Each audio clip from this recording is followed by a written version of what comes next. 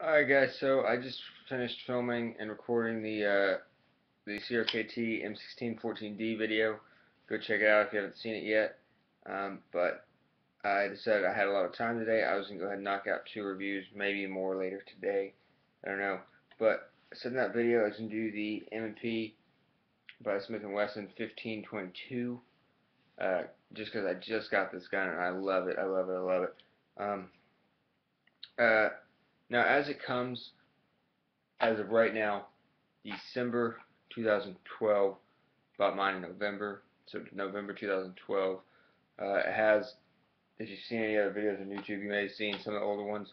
Around 2009, 2010, when this gun came out, the ejector would fail to eject, and they fixed that problem. If you open your gun up, I'll do that right now. If you open it up, it opens up just like an AR. Pop the pin. See if I can wedge my hand in there. Got the tool. Yeah, pop the pin. Should lift right open. But of course, I have I can get the bolt out though. Oh yeah, it is loaded. Should hold it up. But see that screw? I don't know if you can tell it's blue or not. But if it's blue, it means it's been fixed. The ejector problem has been fixed. So as you can see, it just ejected a shell. That's funny. It shouldn't have been in there, but you know, things happen. We'll go ahead and we'll take this out, and I'll go ahead and empty this so I can show you all what happens. We'll talk about everything else here for a minute. This pin right here will not this pin will not come out completely. It does float in there, which is great. It can't lose a pin. It'll also break apart there at the hinge, just like a normal AR. Trigger system very similar to a normal AR. Your difference is the bolt. As you can see, I completely field stripped it there, and wasn't even intending to field strip it, but that's how easy it is.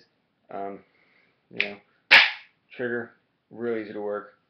Probably shouldn't do it rimfire. Oh well, it's not in the gun. It's okay. I'll talk about some of the things I have running on this gun here in a second. But the one of the features I don't like is if this trigger is not cocked back. Good luck trying to put that in safe. Not gonna happen. You gotta cock it, then you can put it in safe. Kind of stupid feature if you ask me, but you never know. So we'll talk about what I run on it here in a second. And I'll tell you about the accuracy why I unload this magazine. The magazine, extremely accurate. Not the magazine. The gun, extremely accurate. Let's see, I shot Remington Golden bullets through it. CCI mini mags. I've also shot the Remington hollow points through it, and the subsonic hollow points, which are not meant to be used with the semi-automatic rifle. They say on the box because they say there's not enough powder in them, not enough charge in there to push the bolt back and load another round. I haven't had a problem with it. You know, for me, it's been perfectly fine. I've been able to shoot them no problem.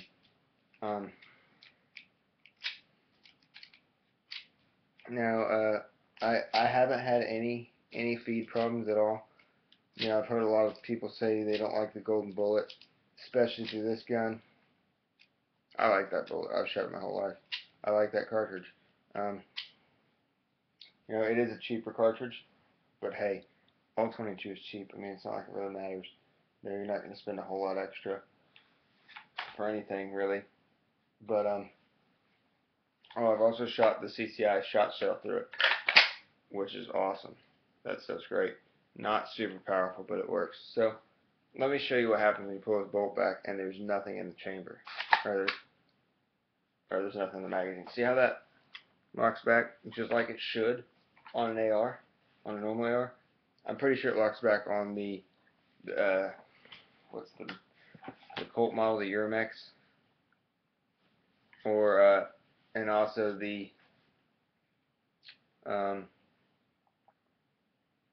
Who makes it? The Mossberg version. Also, I believe locks back like that. Now, I do not think. Well, actually, I know. I don't. Not that I think. I know. Neither one of those companies has a functional bolt release like a normal AR does. This does. As you can see here, watch the bolt. Watch the release. See, pops right back in there. Right now, I have it loaded with the Remington 22 Supersonic hollow points, and I'll explain why here in a minute. You can see I've got some extra accessories on this. Of course, I have this grip right here, this foregrip.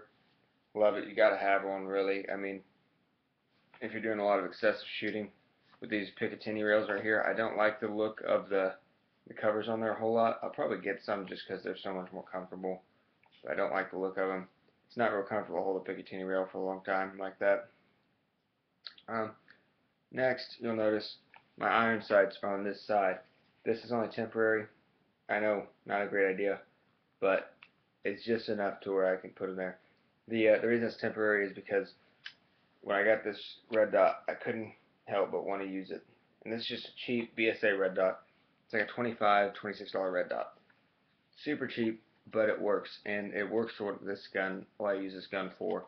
Now I have an offset Picatinny mount coming, so I can mount this offset. It'll be right here in front of my face. I'll have it right here. It'll be perfectly lined with my face. I don't know if y'all can see. It'll be right here. And then I put the iron sights back where they go.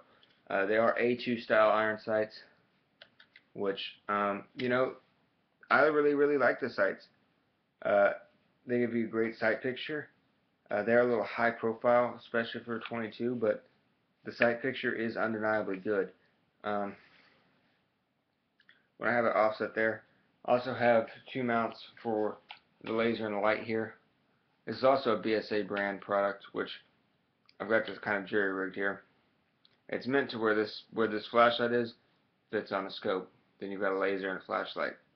Problem is, I don't have a scope on this rifle, so I took it where one of these attaches to the barrel, and I've got the laser still running and the light. That's also a temporary fix, just until I get the new mounts in, which I'm going to mount on either side of my foregrip, so it'll be right here, thumbs reach. Not going to run a pressure system. Don't like pressure systems. Never have. You know, they frustrate me. I also have this strap mount right here, which is adjustable, and it goes with the one on the stock. The stock one, you can take out. I don't plan on it. I like this stock mount, or this mount on the stock. 6-position stock. So we can cycle through all of them. 1, 2, 3, 4, 5, and 6. So yeah, 6-position stock, which is great feature. I would even keep it in the 5th position. That's just where it's more comfortable for me to shoot. Now these magazines, if we can get one out. Alright, magazine is a little different. 25 rounder, unless you're in California, in New Jersey, and New York, and maybe Massachusetts. Then I think you have 10 rounders. I think you're forced to use 10 rounders. But see how this feeder has tabs to pull down on it?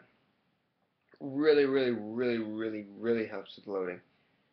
I love that feature of this gun.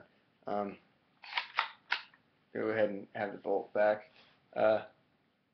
Now, as far as what I use this gun for, this gun, of course, is a great practice gun if you want to shoot AR-15 style weaponry, but you don't want to have to pay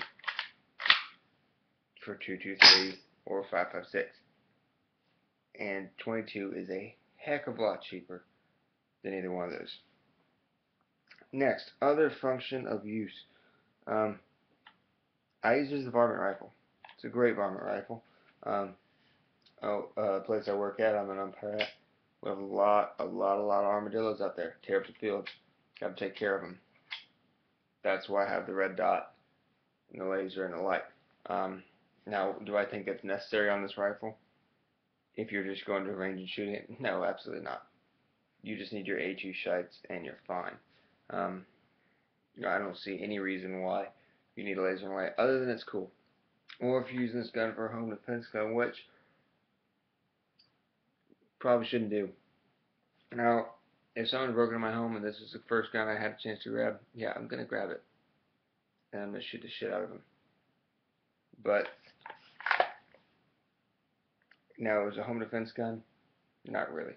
So if you're gonna get this gun and you want to accessorize it, don't try to justify it as, well, I'm using it for self-defense, so I need a laser, a light, a red dot, and blah blah blah blah blah, XYZ. Need this extra foregrip that's got a bipod laser beam shooter on it. I want a grenade. I need a noob tube.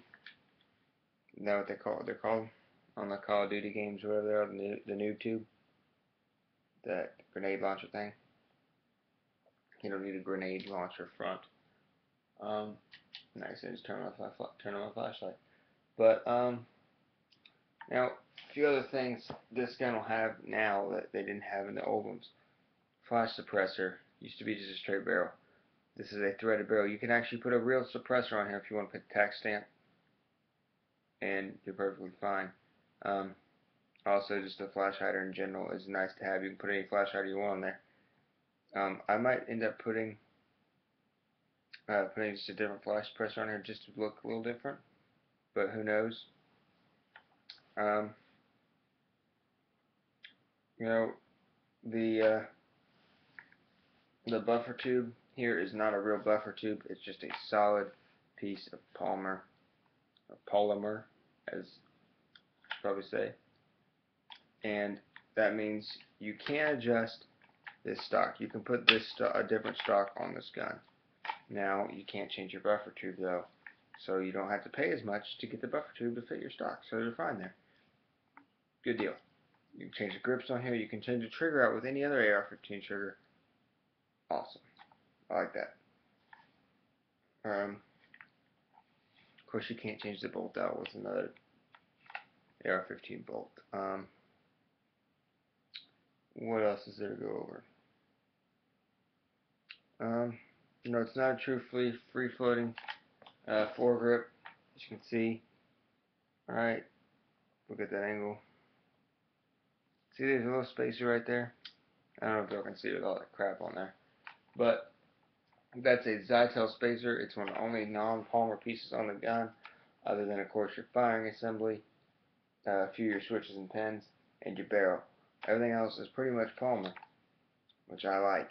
Makes it nice and light, so when you accessorize it to make it heavy, it's not that bad. Really do enjoy this gun though. Highly, highly, highly, highly, highly recommend it to anyone. I'm starting to ramble a little bit, so we'll get on. I think the next review is going to be the Benchmade Griptilian, and this is in olive drab, so the OD green. Yep. But we'll go over that. That's the Cabela's edition, or made for Cabela's edition, which we'll get into what that means in that video. But until next time, I'll see y'all later.